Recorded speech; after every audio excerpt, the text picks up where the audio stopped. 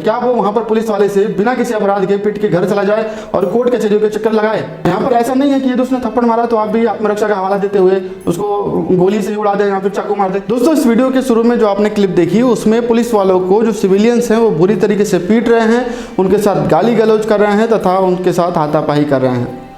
अब ये जो क्लिप हमने दिखाया, इस क्लिप में दोषी कौन है? क्या पुलिसकर्मी ने कोई गलती की या फिर सिविलियंस ने पुलिस वाले को पीट कर कोई गलती की, या फिर पुलिस वाले अगर गलती करते हैं तो सिविलियंस को क्या करना चाहिए? ये सारी बातें आज इस वीडियो के माध्यम से डिटेल में आपको बताएंगे ताकि आप अपने अधिकार, अपने कर्तव्य को जान सकें तथा किसी भी गलत कार्रवाई के खिलाफ कैसे आपको एक्शन लेना है कि आपके ऊपर कोई भी बुरा प्रभाव ना पड़ सके,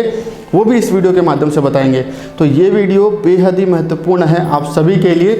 तो आपसे यही गुजारिश है कि इस वीडियो के एंड तक बने रहें। लेकिन आगे बढ़ने से पहले सब्सक्राइब करने के लिए नहीं बोल रहा हूँ, लाइक करने के लिए नहीं बोल रहा हूँ, शेयर करने के लिए भी नहीं बोल रहा हूँ, लेकिन जो वीडियो की छोटी क्लिप आपने शुरू में देखी वो पूरी क्लिप आप देखिए, उसके बाद हम आगे जो कानूनी बिंदु हैं उस पर बात करेंगे।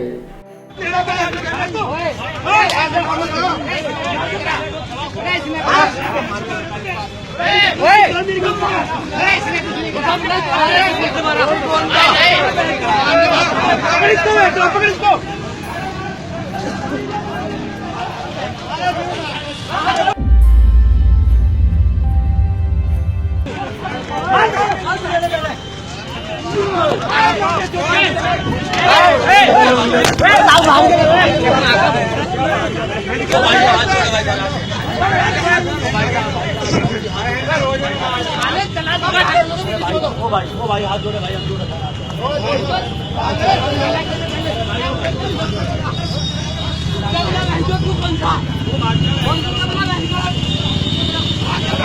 तो दोस्तों, वीडियो आपने देख ली, तो पहले बात करते हैं कि जो सिविलियंस ने, नागरिकों ने पुलिस वालों पर हमला किया था तो उन सिविलियंस के खिलाफ क्या कार्रवाई की जा सकती है और उन्होंने किस धारा के तहत अपराध किया है। तो बात कर लेते हैं BNS भारतीय न्याय संहिता 2023 की धारा 132 के बारे में। धारा 132 के तहत सरकारी अधिकारी के कर्तव्यों को बाधित करने या बल का प्रयोग करने पर सजा का प्रावधान है। यानी इस प्रकार का जो कृत्य है जो सिविलियंस ने उस पुलिस वाले के खिलाफ किया, ऐसा करने पर उन सिविलियंस के खिलाफ BNS की धारा 132 के तहत कार्रवाई की जा सकती है, क्योंकि ऐसा करके उन्होंने जो बल प्रयोग किया है, ऐसा बल प्रयोग करने से वो सरकारी अधिकारी जो है उसको अपने कर्तव्य करने में बाधा पहुंची है। वजह चाहे जो भी रही हो, बाधा पहुंची है तो इस धारा के तहत वो दोषी माना जाएगा। सिविलियंस के राइट की बात हम आगे करेंगे, पहले हम पहली बिंदु की बात कर रहे हैं कि नागरिकों ने क्या गलती की और उनके खिलाफ क्या कार्रवाई की जा सकती है। अब बात कर लेते हैं दूसरी धारा, BNS की धारा 121। BNS की धारा 121 में क्या प्रावधान है उसके बारे में बात करते हैं। तो BNS की धारा 121 के तहत किसी लोक सेवक को चोट पहुंचाने के लिए जानबूझकर हमला करना, यानी BNS की धारा 121 के तहत किसी भी लोक सेवक, किसी भी सरकारी अधिकारी, सरकारी कर्मचारी पर जानबूझकर हमला करना ताकि उसको चोट लग सके,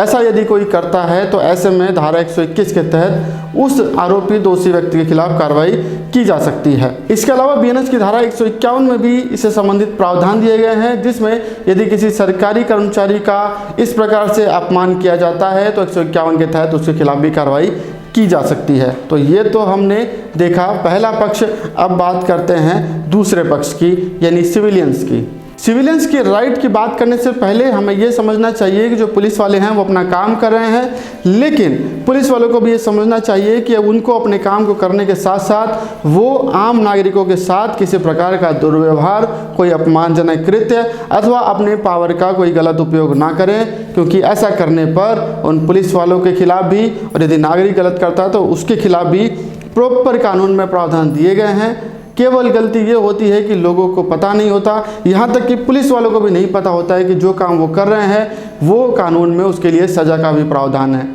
इसी गलतफहमी में वो भी कई बार गलतियाँ कर जाते हैं। तो अब बात करते हैं नागरिकों की बिंदु की, कि नागरिकों के साथ अगर पुलिस वाले गलत करते हैं तो ऐसे में क्या करना चाहिए। यदि कोई पुलिसकर्मी कोई गैर कानूनी कार्य करता है तो ऐसे में ऐसी समस्याओं को सुलझाने के लिए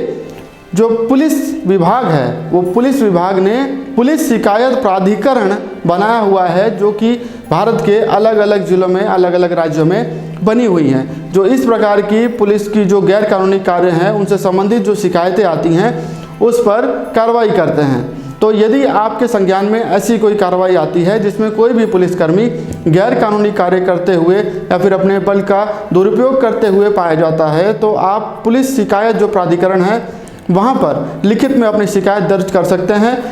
इस बारे में कैसे आपको कार्रवाई करनी है, कैसे शिकायत दर्ज करनी है, कहाँ पर शिकायत दर्ज करनी है, एक डिटेल्ड वीडियो हमने बनाई है। हम इस वीडियो के लिंक के साथ उसकी जो कॉपी है, उसका जो लिंक है, रेफरेंस है, वो हम इस वीडियो के डिस्क्रिप्शन में भी मेंशन कर देंगे, वहाँ पर आप डिटेल में देख सकते हैं। अब बात कर लेते हैं कि नागरिक और क्या कर सकते हैं। इसके अलावा जो नागरिक हैं वो मानवाधिकार में अपनी शिकायत दर्ज कर सकते हैं, लेकिन यदि आप पुलिस निवारण प्राधिकरण में गए, पुलिस शिकायत प्राधिकरण में गए, उसके बाद मानवाधिकार प्राधिकरण में गए, वहाँ पर भी आपकी सुनवाई नहीं होती है, तो आप अंत में न्यायालय तो आपके लिए खुला ही है, आप वहाँ पर जा सकते हैं और उस पुलिसकर्मी के खिलाफ कार्रवाई कर सकते हैं। लेकिन आपको इसके लिए ज़रूरी बात जो है वो ध्यान में रखनी आवश्यक है कि जो भी पुलिसकर्मी ऐसा कोई गैर कानूनी कार्य करता पाया जाता है तो उसकी फ़ोटो, वीडियो अथवा जो भी साक्ष्य आप ले सकते हैं उन साक्ष्यों को अपने पास ज़रूर रखें और उसके आधार पर ही अपनी शिकायत को आगे बढ़ाएं।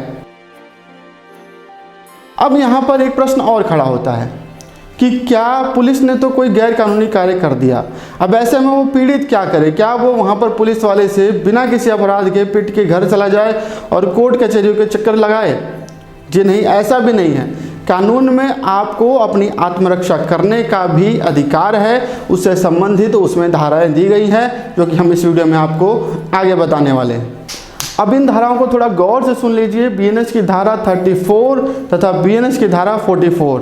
भारतीय न्याय संहिता 2023 की धारा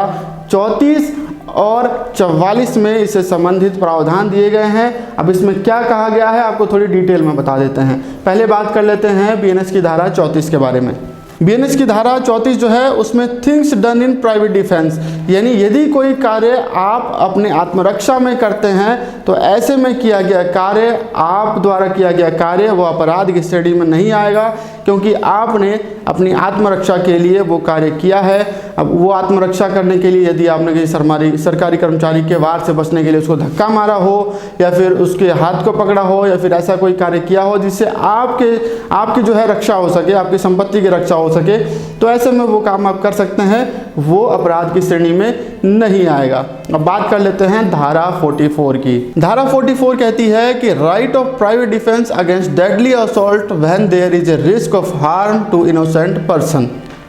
यानी यदि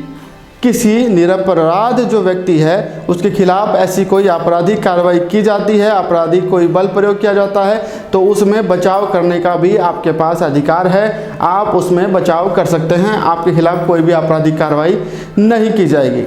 लेकिन यहाँ पर एक अपवाद है जो आपको जानना बेहद आवश्यक है। वो अपवाद क्या है? यदि कोई पुलिस कर्मचारी जो है वो किसी व्यक्ति को थप्पड़ मारने का प्रयास करता है या थप्पड़ मार देता है,